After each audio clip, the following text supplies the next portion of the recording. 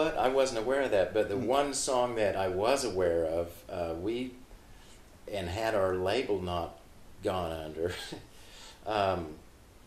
we recorded a song that Mac wrote called Down the Road. And we made a great record of it. I mean, it really was a good record. And our label went under, and subsequently Mac produced Kenny Chesney and recorded the same song yet again. And Kenny released the song and had a giant hit with it.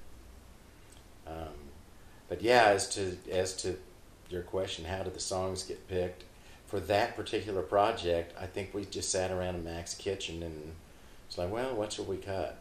We didn't really, to be honest with you, we didn't have much of a plan there, other than, playing songs, and if anybody had something that they wanted, they'd bring to the table.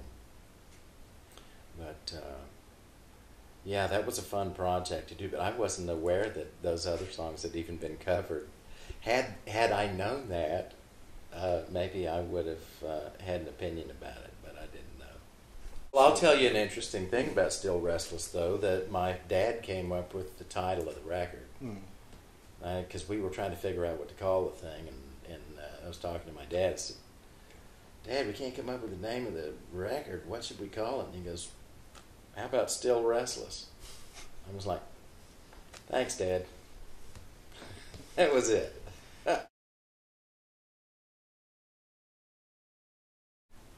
That is a very difficult question. I'll tell you a song we just had orchestrated, and we played with the Kansas City Symphony here recently. And we premiered the orchestral version at our Music with a Mission concert last year. New York Hold Her Tight. And that's just a beautifully written song, and it showcases our vocals, and then of course the song that we're probably most famous for is I'll Still Be Loving You. And that was off of our Wheels album.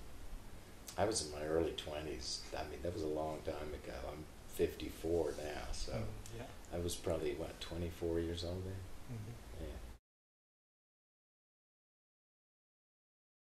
Yeah. I've known Bill Bounty since the early 80s when I first moved to Nashville. He was somebody I ran into. I think I was writing over at Warner Brothers, and with a guy named Sam Lorber, that we ran in a circle. Sam Lorber, Jeff Silbar, Van Stevenson, Dave Robbins was there, a lot of writers. Bill Bounty was somebody who actually started hiring me to play keyboards on his sessions, and he's a great keyboard player himself, but something in our personalities just kind of clicked, and we became really good friends, and one thing led to another, and we began writing together. And we wrote a song together with Robbie Dupree called Holding Out that went on a Peter Cetera record that my friend, now Bruce Geitch, is playing guitar for Peter. And here's a twist for you. I wrote another song, thinking of this George Benson song, While the City Sleeps, but I don't think Bill wrote on that. That was Sam Lorber's song. This is a long time ago, we're talking. Yeah. But yeah, Bill and I just were buddies. I used to, just go out to the house for dinner, and I was friends with he and his wife Becky, and man, what a great guy. He's also a very good cartoonist. You may know that about him. And we had lunch not that long ago, and he invited me to come to Paris and play with him in a band he was putting together. And I was so busy touring with Restless Heart, I wasn't really able to do it. But I'm still hoping that one day I'll be able to come over and perform with him. But I understand he's quite popular in Paris. I can see why. He's an amazing talent.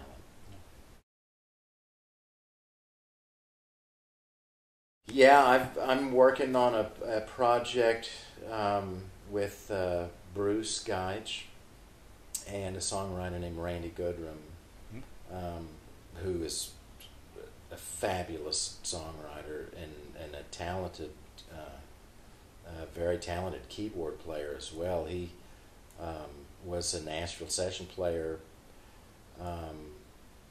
really the decade before I got to town. He was playing a lot of sessions in the 70s. He played with Chet Atkins and Jerry Reed, and of course he's written tons of hits for Journey and lots of other artists.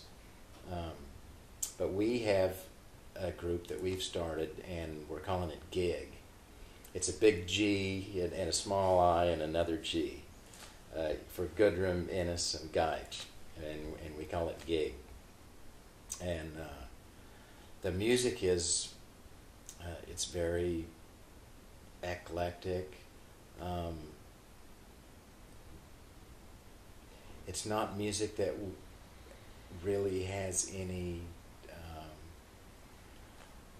parameters other than just what comes to our head that we want to write. That just I'm trying to describe it. My wife thinks it sounds like the music that should be in a movie. But it's not music that we're trying to, get on the radio with. We don't have any kind of parameters that are being forced on us by a record label or management or, fans that expect to hear a certain kind of music.